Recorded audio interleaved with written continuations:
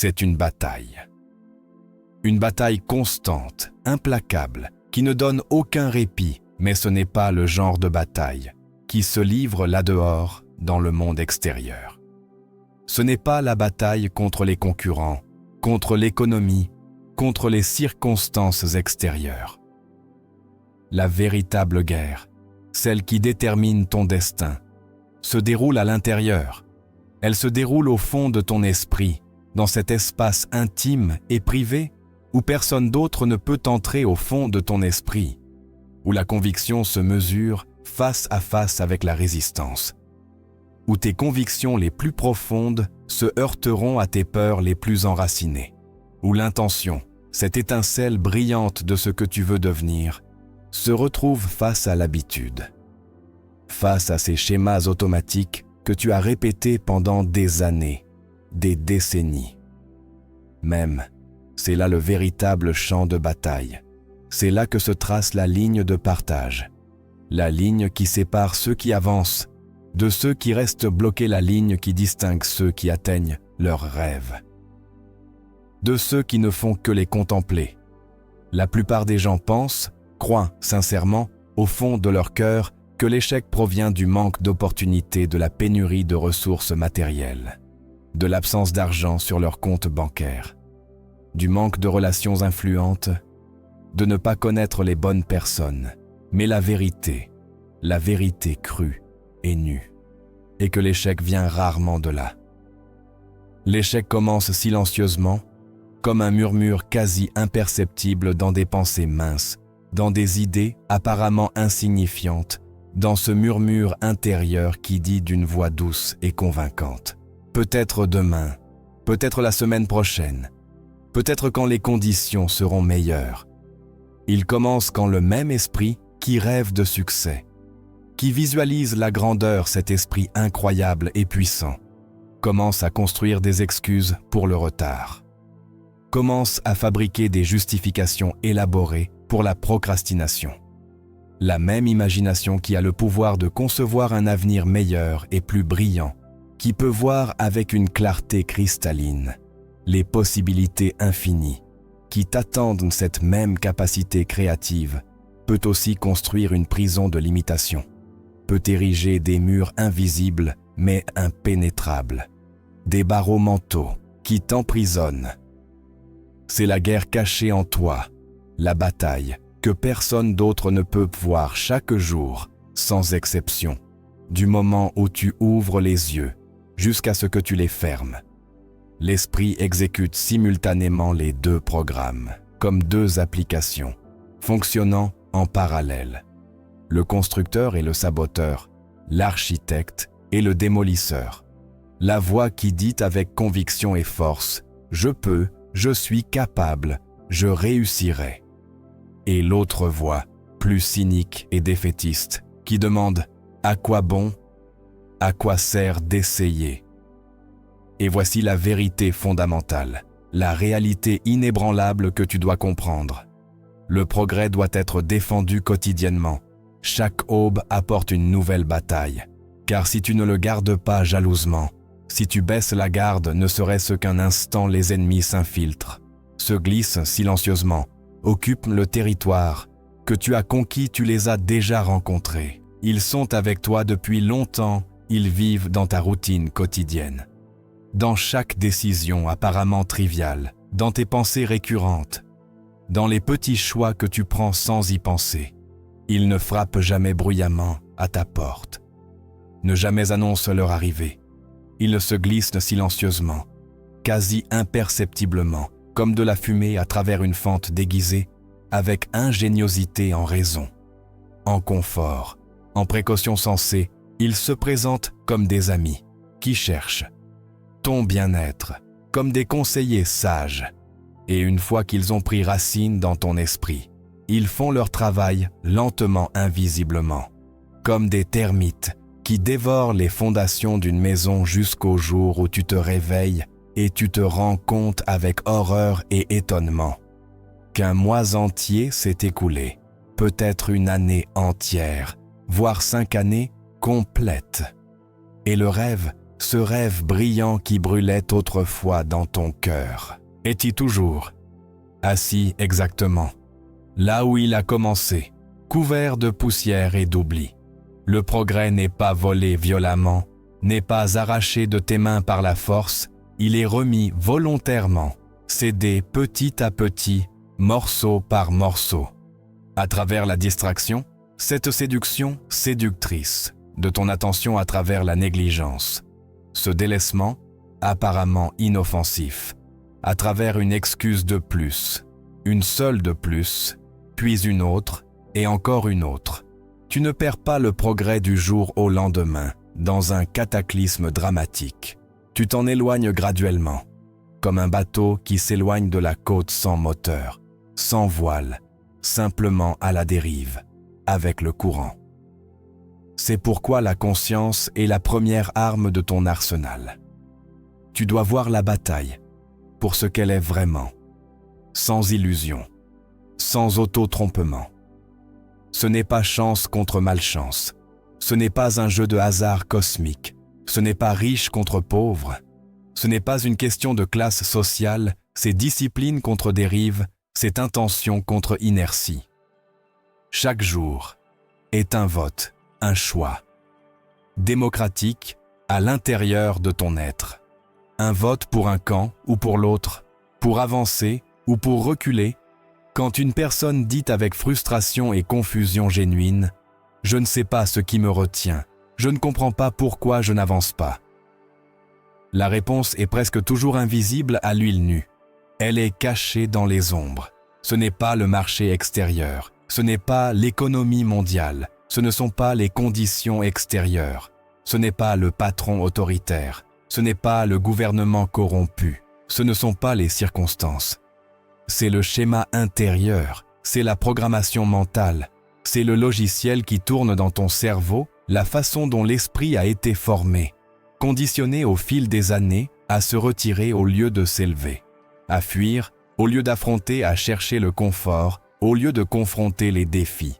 Et voici la clé. Maîtresse, le secret qui déverrouille tout rien d'extérieur ne peut réparer ce qui est brisé à l'intérieur. Tant que l'intérieur ne change pas d'abord, tant que la transformation intérieure n'a pas lieu, l'extérieur suit toujours l'intérieur, comme l'ombre suit le corps. La manifestation extérieure n'est que le reflet de ta réalité intérieure. Une personne n'atteint pas le progrès par accident, par hasard ou par chance, pas plus qu'un jardin ne pousse par négligence, par abandon ou par délaissement. Le progrès est conçu méticuleusement, comme un architecte conçoit un édifice, il est cultivé patiemment. Comme un jardinier cultive ses plantes, il est protégé férocement, comme un gardien protège un trésor inestimable. Alors la question devient cruciale, vitale, déterminante. Qui gagne la guerre à l'intérieur de toi? Qui a le contrôle?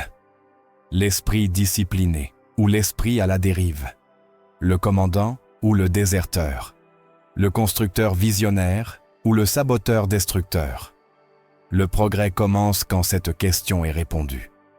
Honnêtement, avec une sincérité brutale, sans excuse, sans justification élaborée, pas quand le monde change, pas quand les étoiles s'alignent, pas quand le moment semble parfait, pas quand tout est idéal, mais quand tu décides, quand tu prends la décision consciente et irrévocable que la résistance intérieure n'aura plus le dernier mot, que les voix du doute ne dicteront plus tes actions. C'est à ce moment-là que la guerre cachée change de direction. C'est le point de bascule, le moment où tout se transforme, et à partir de là, tout le reste. Ta carrière professionnelle, ta richesse financière, ta santé physique et mentale, tes relations personnelles commencent à s'aligner parce que le progrès n'est pas un événement isolé, n'est pas un moment unique de triomphe.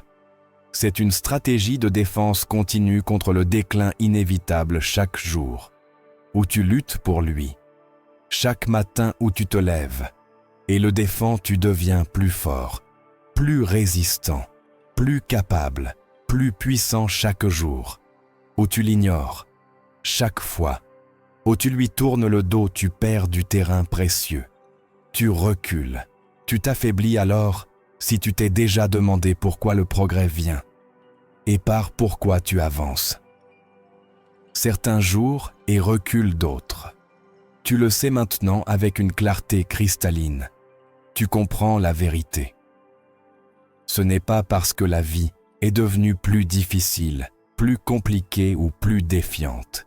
C'est parce que les ennemis intérieurs sont devenus plus intelligents, plus rusés.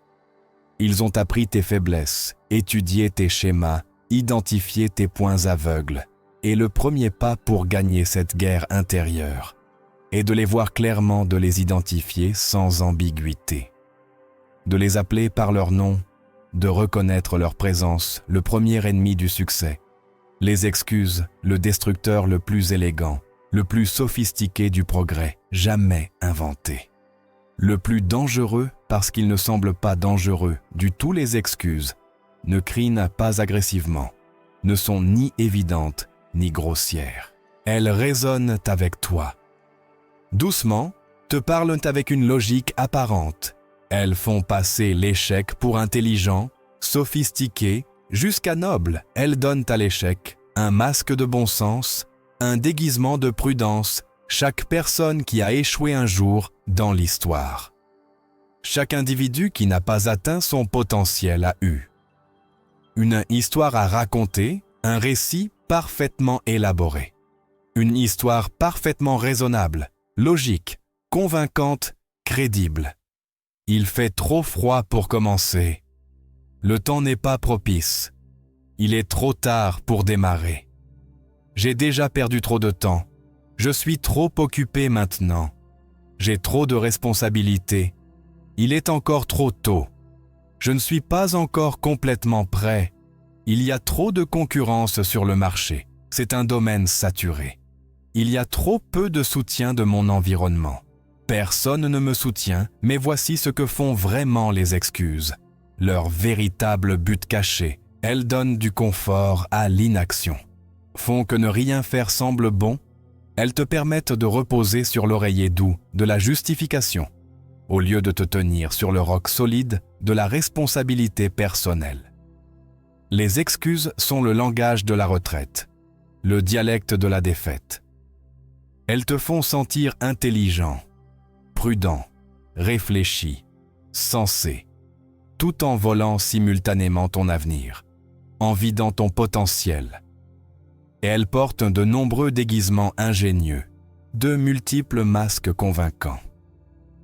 Parfois elles sonnent, comme une logique pure, comme un raisonnement irréprochable. Ce n'est pas le bon moment, les conditions ne sont pas optimales. Parfois elles sonnent comme une humilité vertueuse, comme une modestie admirable.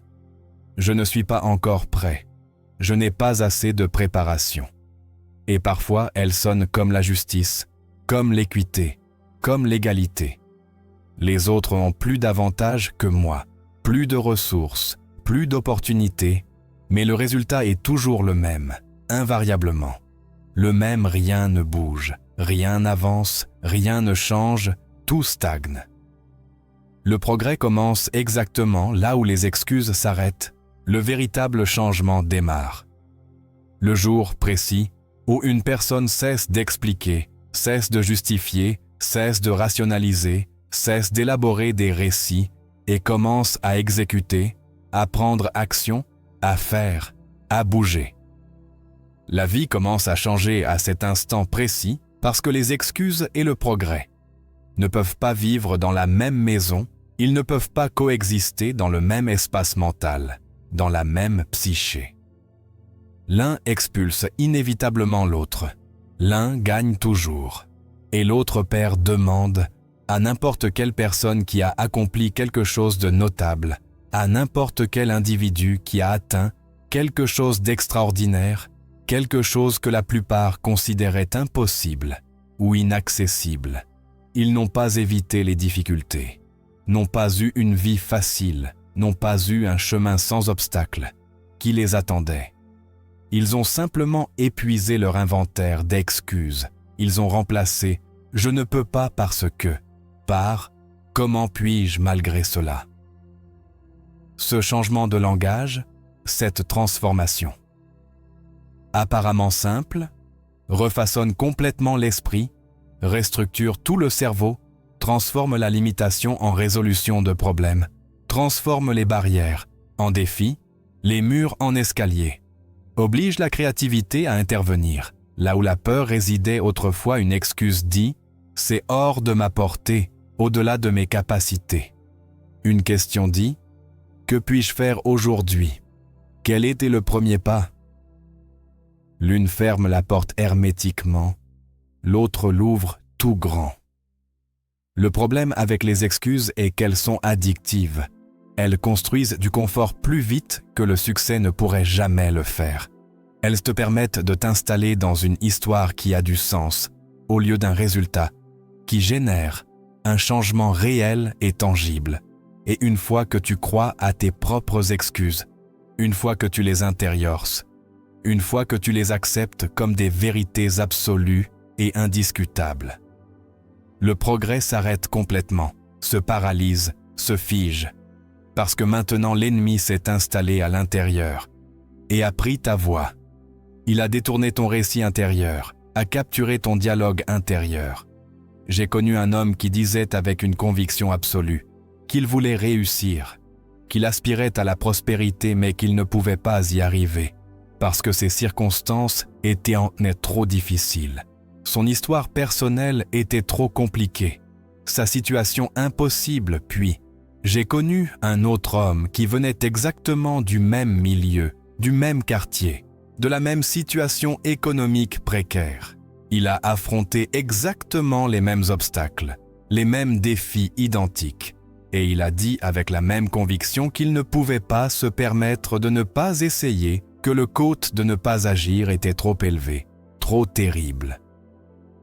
Les mêmes conditions exactes, mais des conclusions diamétralement opposées.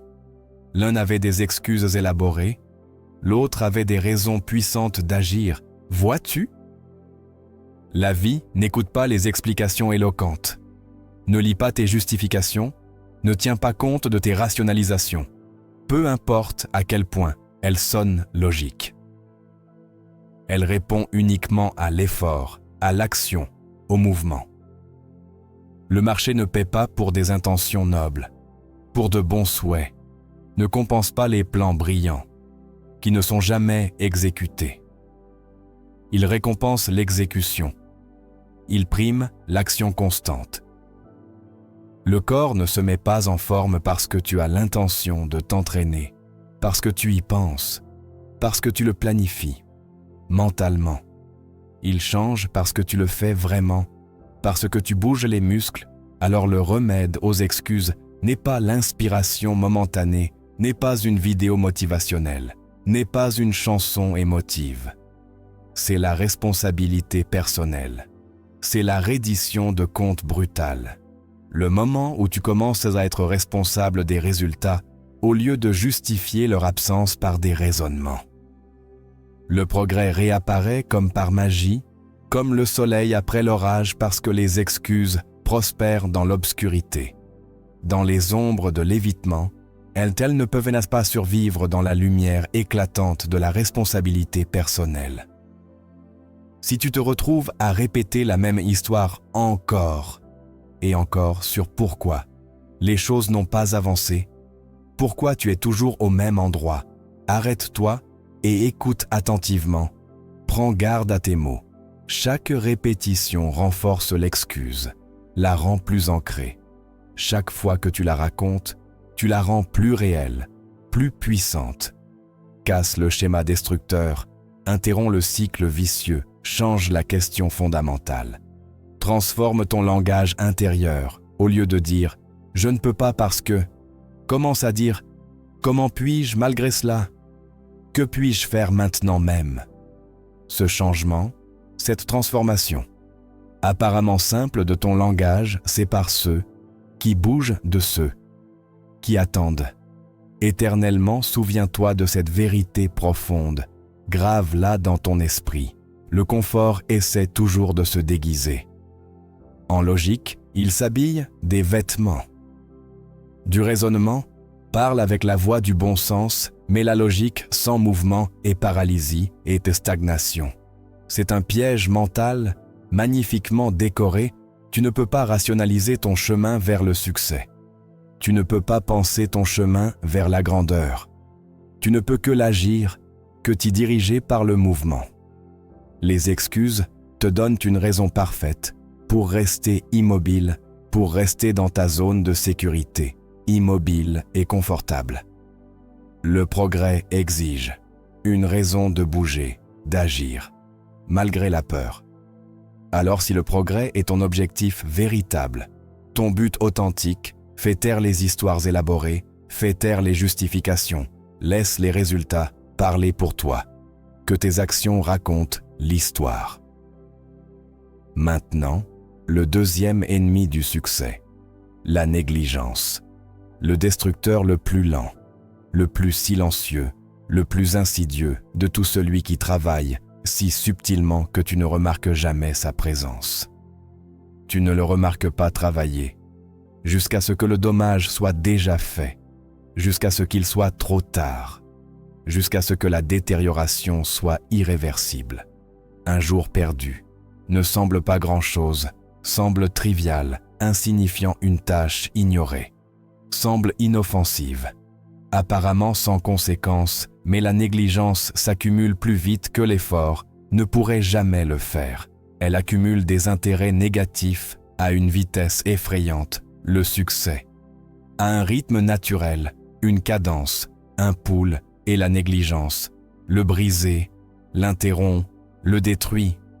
Il faut de la discipline pour commencer quelque chose de nouveau, pour faire le premier pas, mais il en faut encore plus pour maintenir l'élan. La plupart des gens ne perdent pas parce qu'ils ne peuvent pas commencer. Ils n'échouent pas par manque de capacité à lancer des projets. Ils perdent parce qu'ils ne peuvent pas continuer, ne peuvent pas maintenir la constance parce qu'ils laissent un petit espace devenir un canyon immense. La négligence commence toujours dans le coin, le plus petit et insignifiant le jardin, qui était autrefois exubérant et vert, commence à devenir marron, commence à se faner, à se dessécher, à mourir lentement, parce que l'arrosoir est resté sur le porche. Un matin de plus parce que tu as sauté un seul arrosage, un seul, apparemment inoffensif. La voiture qui fonctionnait doucement commence à faire des bruits étranges, commence à défaillir, à tousser, à perdre de la puissance parce que le changement d'avis a été retardé, reporté. Je le ferai la semaine prochaine. Devient plusieurs semaines.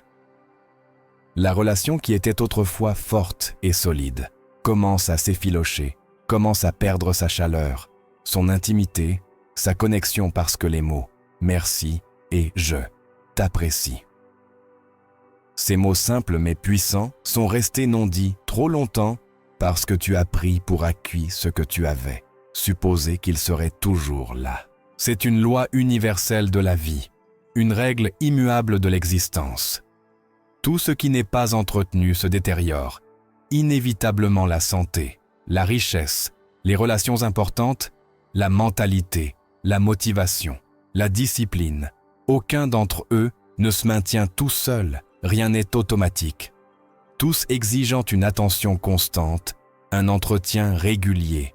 Le prix du progrès est l'entretien continu, le soin quotidien. Le loyer du succès échoit chaque jour sans exception, et il ne peut pas être payé. À l'avance, il n'y a pas moyen d'accumuler du crédit. La tragédie est que la négligence semble inoffensive. Au début, elle semble complètement bénigne, quasi invisible, facilement justifiable. Tu te dis à toi-même, ce n'est qu'un entraînement perdu, un seul. Ce n'est qu'une réunion sautée, qu'un appel reporté. Juste un jour sans travailler sur mon projet. Ce n'est pas si grave. Mais la négligence ne s'additionne pas linéairement comme des nombres sur une calculatrice. Elle se multiplie exponentiellement, croît comme un virus. Un jour devient 2 sans que tu t'en rendes compte. 2 deviennent une semaine complète avant que tu ne t'en aperçoives. Une semaine devient une habitude destructrice avant que tu ne puisses l'arrêter, et une habitude de négligence. Finit toujours, sans exception. En regret, les gens disent moi souvent, avec frustration et désespoir, il faut juste que je me mette à jour, que je rattrape le temps perdu. Mais se mettre à jour est 2 fois plus difficile que rester à jour. Cela exige le double d'énergie, le double d'effort, le double de discipline. Il est plus facile de maintenir l'élan que de le reconstruire à partir de zéro. Le moment où tu cesses d'entretenir ce qui compte, c'est le moment où commence l'érosion lente mais implacable. La négligence s'accumule en silence, travaille dans l'ombre comme la rouille sur le métal, comme les fissures dans les fondations, et avant que tu ne le saches, avant que tu ne puisses réagir. Ce qui était autrefois fort était maintenant fragile, ce qui était solide est maintenant faible. La clé pour vaincre la négligence est la constance implacable, pas la perfection, impossible, mais la constance inébranlable de petites actions répétées, tous les jours sans faille. C'est ce qui maintient le progrès vivant et en croissance. La négligence est l'abandon silencieux de ce que tu as construit. C'est laisser les fissures grandir, laisser les mauvaises herbes prendre le dessus. C'est le délaissement graduel qui défait des mois de travail en semaines. Souviens-toi, ce que tu ne protèges pas, activement, tu le perds éventuellement. La négligence ne détruit pas d'un coup dramatique, elle érode avec 1000 petits délaissements, avec 1000 omissions. Alors si tu veux que le progrès dure, si tu veux qu'il demeure, tu dois le défendre. Quotidiennement, avec attention, avec soin, avec intention. Le 3e ennemi du succès, le doute. Le doute est l'ennemi silencieux, qui s'assoit dans ton esprit et qui questionne chaque mouvement que tu fais, chaque décision que tu prends. Il n'a pas besoin de crier, il n'a pas besoin d'être dramatique ou évident. Il questionne simplement doucement, avec une voix persuasive, et tu serres. Et si tu te trompes, que se passera-t-il si tu échoues? Le doute est l'ennemi qui transforme la possibilité, en paralysie celui qui transforme l'opportunité en indécision perpétuelle. Il commence comme un petit murmure, quasi imperceptible, peut-être que je ne suis pas assez bon pour cela. Peut-être que les autres sont plus qualifiés, plus préparés, plus méritants. Et si ce murmure n'est pas confronté, s'il n'est pas affronté directement, il grandit et s'amplifie, jusqu'à devenir un rugissement assourdissant qui noie toutes les autres voix, y compris la voix de la vérité. Le doute n'est pas la même chose que la précaution. Sage, la précaution évalue les risques et procède avec préparation. Le doute imagine les échecs et arrête tout mouvement. Le doute vole plus de rêves que l'échec ne le fera jamais parce qu'au moins, l'échec te donne une réponse, te donne des données. Il te montre ce qui fonctionne et ce qui ne fonctionne pas. Il t'enseigne des leçons. Mais le doute te maintient suspendu dans le limbe éternel, dans cet espace gris et misérable entre l'action et l'inaction. Tu ne sais jamais si tu aurais réussi parce que tu n'as jamais essayé, et cela rompt l'âme, cela détruit l'esprit lentement. La vérité sur le doute est à celle-ci. Il ne disparaît jamais complètement. Tu ne peux pas l'éliminer entièrement, tu ne peux pas l'éradiquer pour toujours, mais tu peux apprendre à agir malgré lui. Tu peux développer la compétence de bouger avec le doute présent.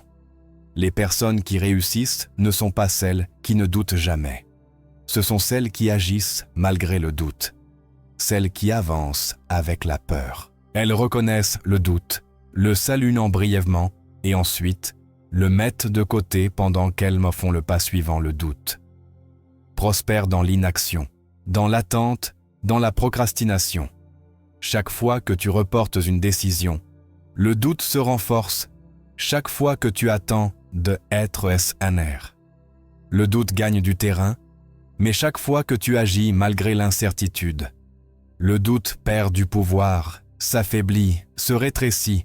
La confiance ne se construit pas en y pensant, elle se construit en prenant une action imparfaite encore et encore. Elle se construit en essayant, en échouant, en apprenant et en ressayant. Chaque petite victoire sur le doute, chaque pas fait avec peur, construit le muscle de la confiance, renforce ta résolution, souviens-toi. La certitude est un luxe que tu auras rarement.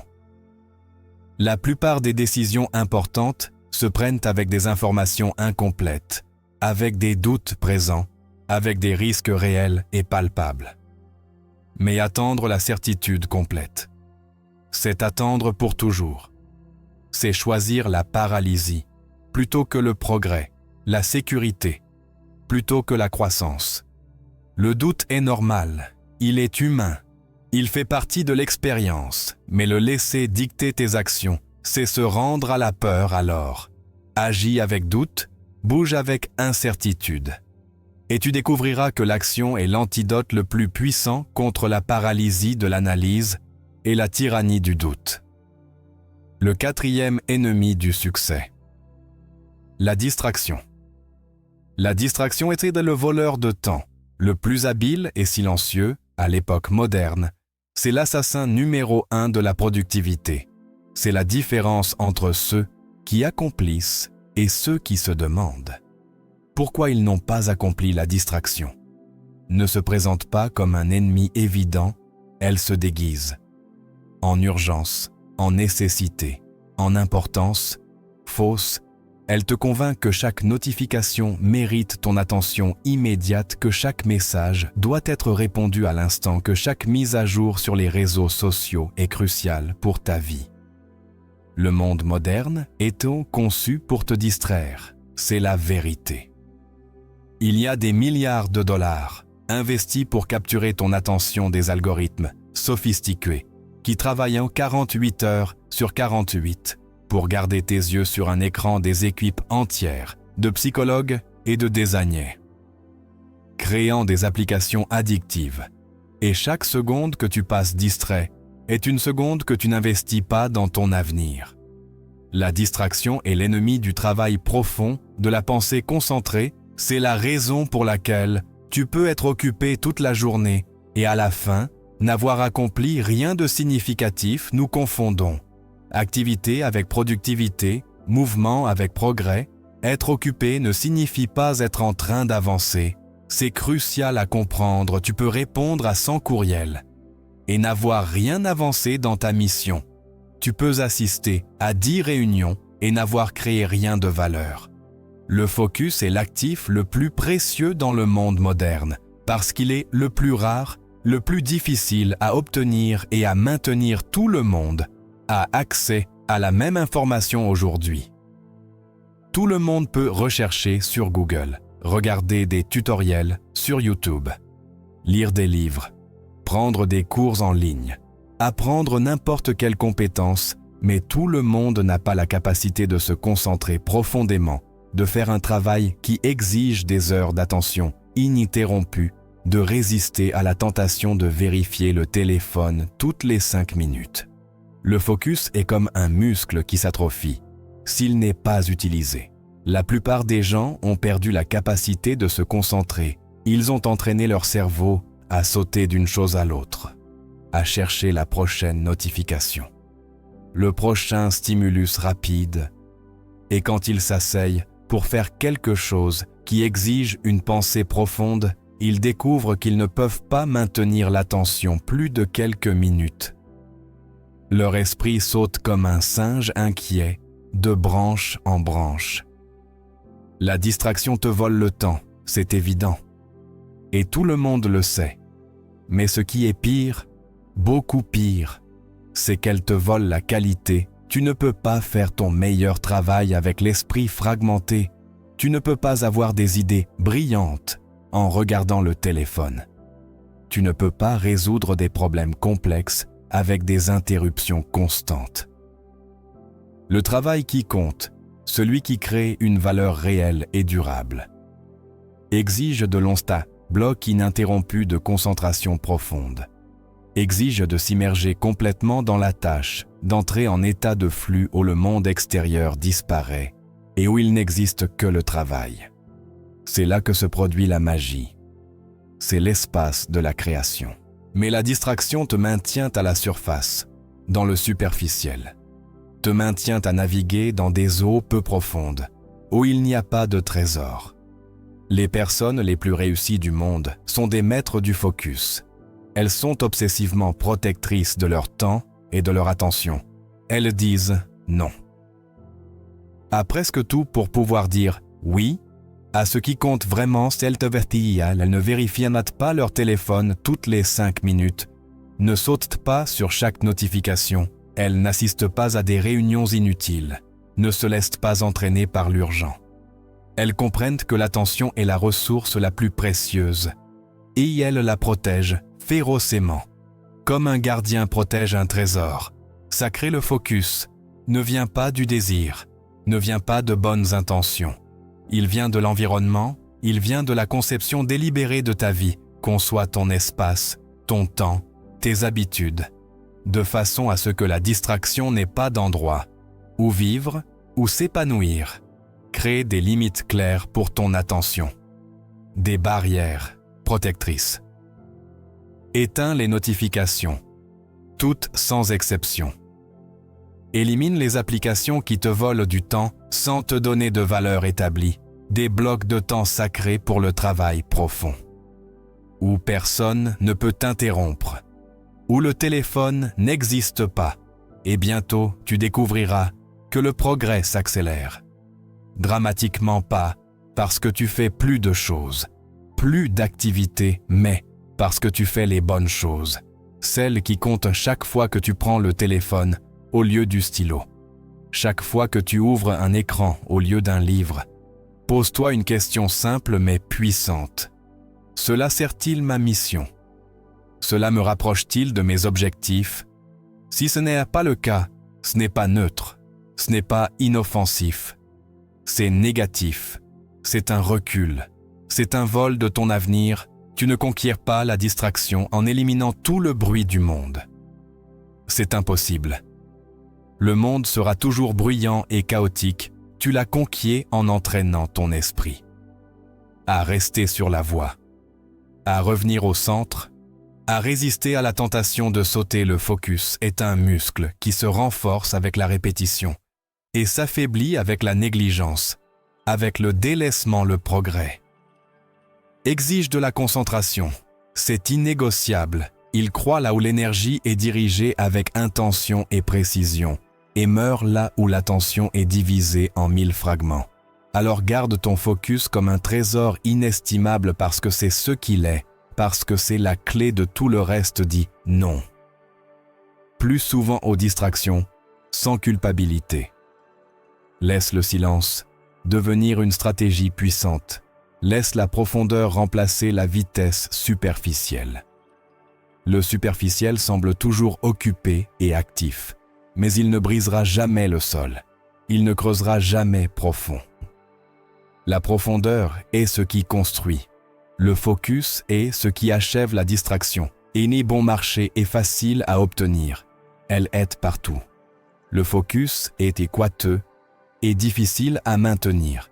C'est un bien rare, mais un seul d'entre eux. Paie des dividendes réels et durables. Le 5e et dernier ennemi du succès. Le confort, vois-tu. Le confort est le plus séducteur de tous les ennemis. Il est le plus dangereux parce qu'il se sent bien. Il se sent mérité. Il se sent inoffensif, jusqu'à bénéfique, jusqu'à sain. Il te dit d'une voix douce et persuasive que tu as gagné le droit de te détendre, que tu as suffisamment travaillé, que tu mérites du repos, que tu peux ralentir, prendre les choses calmement, et avant que tu ne t'en rendes compte, avant que tu ne puisses réagir. Ce confort devient une cage invisible, douce et confortable à l'intérieur, indestructible à l'extérieur. Le confort te convainc que « assez bon » et le succès qu'arriver à un certain niveau signifie que tu peux t'arrêter. Il te murmure que la croissance peut attendre, qu'il n'y a pas d'urgence, que l'ambition peut prendre un repos. que tu peux te détendre maintenant, mais le progrès ne vit jamais là où le confort règne parce que le confort et le défi ne peuvent pas coexister longtemps. Ils sont comme l'huile et l'eau. Ils ne se mélangent pas, ne se combinent pas. L'un pousse, toujours l'autre hors. L'un gagne toujours, chaque vie. Arrive à ce point de bascule silencieux et subtil, ce moment où le confort commence à paraître raisonnable. L'ascension semble raide et épuisante, le sommet semble lointain et le confort offre un raccourci tentant et trompeur. Reste ici, dit-il d'une voix maternelle et protectrice. Ici c'est SAR. Et c'est le danger, le piège le plus mortel. Oui, c'est SAR, sommaire de l'échec, CR de la critique destructrice, sommaire de l'inconfort, de la douleur, de l'effort, mais aussi SR de la croissance, de l'expansion, du développement. Le sol du progrès a de la lutte et l'effort et la résistance, chaque forme d'avancement, physique, mental, financier, spirituel, tout type de croissance, exige une forme de friction. Les muscles ne croissent qu'à travers la résistance et le stress. Ils ne se renforcent que lorsqu'ils sont défiés, au-delà de leurs capacités actuelles. Les compétences ne s'aiguisent qu'à travers l'usage constant, à travers la pratique répétée, l'échec et le raffinement. Le caractère ne se renforce qu'à travers le défi et l'adversité, à travers des situations difficiles qui t'obligent à grandir. La personne confortable commence à dériver lentement. Elle perd son avantage compétitif, sa faim, d'amélioration son urgence, cette sensation que le temps est limité. Elle peut continuer à paraître occupée, active, engagée, mais le feu intérieur s'est éteint, la flamme s'est extinguée. Elle a échangé la quête infatigable contre la préservation. Elle a troqué la croissance contre la conservation et la préservation. La simple conservation n'a jamais produit de progrès. La plus grande arme du confort est sa subtilité, sa douceur. Elle n'exige pas une reddition dramatique, ne demande pas une capitulation totale. Elle suggère simplement du repos, propose un répit temporaire, dit « Tu as suffisamment fait pour maintenant, repose-toi un peu. » Et peut-être as-tu suffisamment fait pour la journée, pour cette étape. Le repos est nécessaire. La récupération est essentielle pour la performance, mais le confort ne sait jamais quand s'arrêter. Quand c'est assez, ce qui commence comme un repos mérité devient une routine. Ce qui commence comme un équilibre sain devient complaisance. Il n'y a rien de mal à profiter des fruits de l'effort, à célébrer les réussites, à te récompenser pour le travail dur. Le repos est essentiel pour la durabilité à long terme. Le renouvellement est de sage et nécessaire pour éviter l'épuisement, mais le repos doit servir la mission, doit avoir un but. Il ne doit pas la remplacer, ne doit pas devenir la mission elle-même. Le but de la récupération est de revenir plus fort, pas plus doux, pas plus faible, pas plus complaisant si tu te retrouves à dire avec satisfaction « Je suis bien là où je suis, je n'ai pas besoin de plus ». Fais attention, bien. Et le premier symptôme du déclin, le signal d'alarme. Le moment où la satisfaction devient immobilité absolue, c'est le moment où la croissance commence à mourir. Le progrès dépend de l'attention productive et nécessaire de l'étirement entre où tu es maintenant et où tu pourrais être, où tu devrais être. Les personnes qui accomplissent le plus dans la vie ne sont rarement les plus confortables, les plus détendues. Elles vivent dans cet inconfort productif et bénéfique, dans cet endroit où l'apprentissage brûle encore avec intensité, où les objectifs défient encore et étirent leurs capacités, où l'amélioration les appelle encore chaque matin.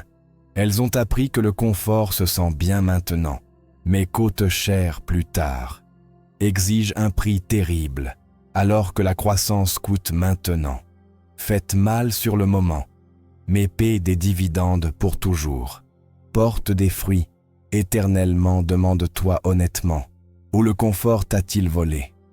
peut-être la routine matinale qui s'est relâchée, qui a perdu sa rigueur, peut-être l'ambition qui s'est atténuée, qui a perdu son éclat, peut-être le défi que tu as reporté à maintes reprises parce que les choses sont assez bonnes, comme elles sont chaque zone de confort.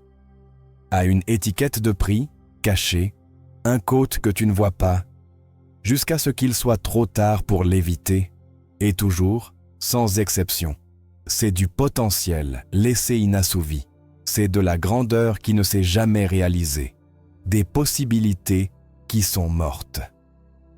Le progrès est une pression gérée avec habileté et sagesse. C'est apprendre à rester calme sous la tension et le stress. Pas à s'en échapper, pas à l'éviter, pas à fuir la pression. C'est choisir la croissance plutôt que la facilité, l'expansion plutôt que le confort, le but plutôt que la paix mentale superficielle. Tu n'as pas besoin de vivre dans le chaos constant pour grandir. Tu n'as pas besoin d'être stressé tout le temps pour avancer. Tu as juste besoin de continuer à t'incliner vers l'avant. Un poussé de plus au-delà de ce qui est facile. Un pas de plus au-delà de ce qui est confortable. C'est là que la vie s'élargit et s'épanouit. Le bord du confort et l'entrée du progrès cette limite entre le connu et l'inconnu. Alors quand le confort appelle d'une voix douce et tentatrice, remerciez-le pour le repos, reconnaître sa valeur, mais ne t'y installe pas définitivement. Repose-toi si tu le dois, si ton corps et ton esprit en ont besoin. Mais relève-toi encore, reviens à la lutte, retourne à la croissance, parce que le confort est un plaisir temporaire et fugace, et le progrès est une fierté durable et permanente. La seule façon de vaincre les ennemis du progrès est à travers la conception intentionnelle et délibérée. Conscience constante, discipline implacable et structure solide. Ce sont tes défenses, tes armes, tes boucliers. Le progrès ne se produit pas par chance, par accident ou par élan. Ce n'est pas une coïncidence heureuse. Ce n'est pas un coup de chance. C'est de l'ingénierie pure. C'est de l'architecture mentale. C'est de la conception stratégique. La conscience est la première ligne de défense, le premier bastion. Tu ne peux pas réparer ce que tu ne vois pas, ce que tu ne reconnais pas. Tu ne peux pas combattre un ennemi invisible, un que tu n'identifies pas le moment où tu identifies un ennemi avec clarté, que ce soit l'excuse, la négligence, le doute, la distraction ou le confort. À ce moment, tu l'affaiblis parce que ses ennemis prospèrent dans l'obscurité, dans l'inconscient. Une fois que tu les nommes, une fois que tu les fais sortir, à la lumière, ils perdent leur pouvoir, se rétrécissent, deviennent vulnérables, puis vient la discipline, le vrai travail dur et difficile. La conscience te dit ce qui ne va pas, ce qui doit être changé. La discipline le répare, le corrige, le transforme. La discipline est de faire ce qui doit être fait, peu importe si tu en as envie ou pas, si tu te sens motivé ou pas. C'est le vote quotidien pour le progrès plutôt que la dérive, c'est choisir l'action. Plutôt que l'inertie, encore et encore. La personne disciplinée n'est pas toujours motivée, elle n'a pas toujours une énergie abondante ou un enthousiasme débordant, mais elle agit quand même. Elle bouge malgré tout, et l'action au fil du temps, l'action constante crée la croyance, génère la confiance, construit l'élan et finalement produit des résultats réels et tangibles. La discipline doit devenir système, devenir structure, parce que la seule volonté est fragile et limitée. C'est une ressource finie qui s'épuise au cours de la journée. Construit des routines qui rendent le succès automatique, qui rendent le progrès le chemin de moindre résistance et la négligence difficile, incommode, contre nature. Crée un environnement qui récompense l'effort positif et qui punit la dérive, qui rend la procrastination coûteuse si tu veux te réveiller.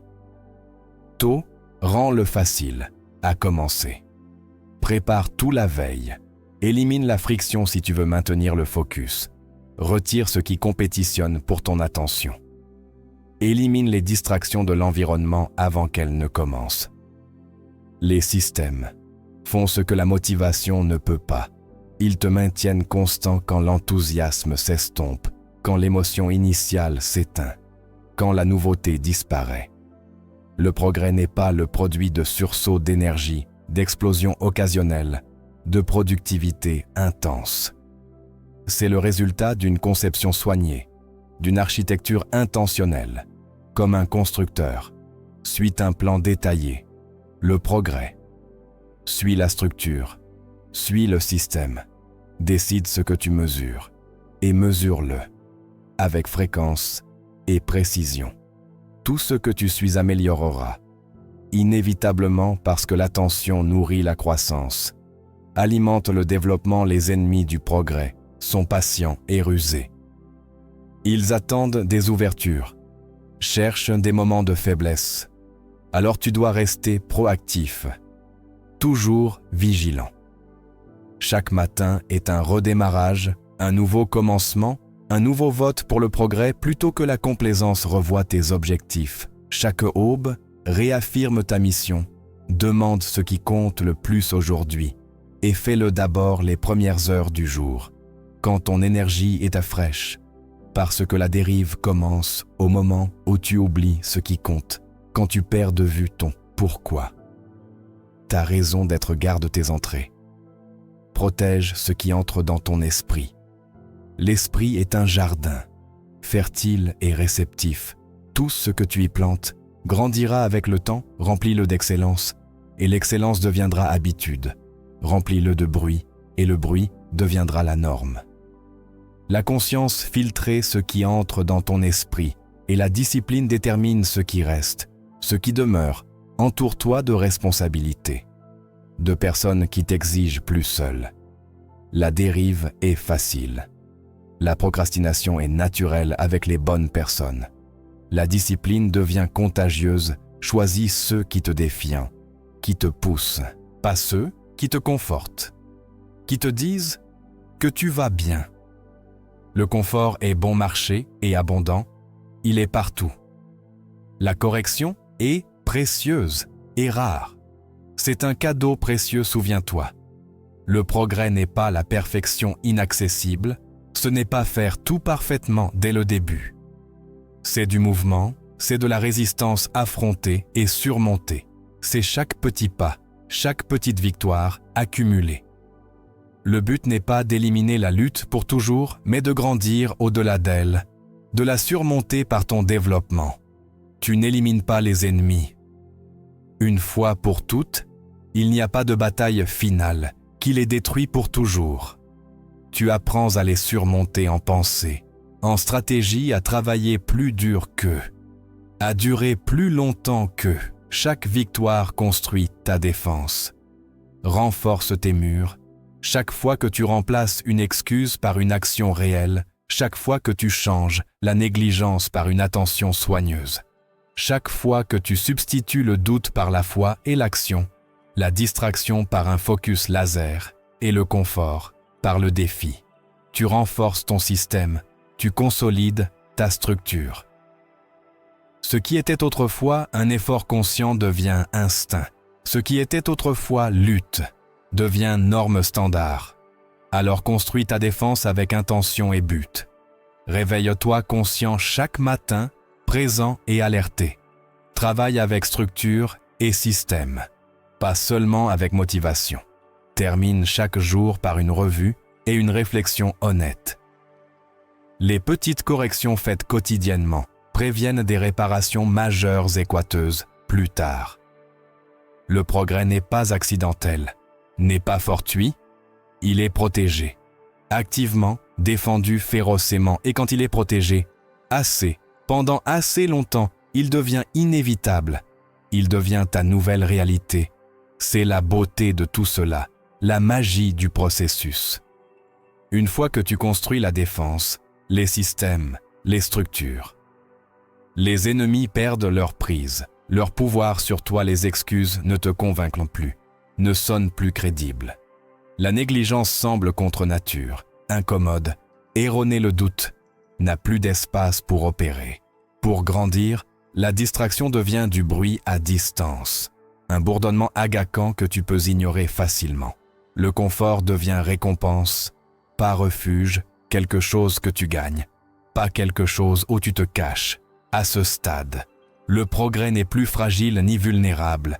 Il est fortifié, protégé, blindé contre les attaques, et la guerre intérieure devient une victoire soutenue. Un triomphe durable qui transforme toute ta vie maintenue, défendue, célébrée chaque jour.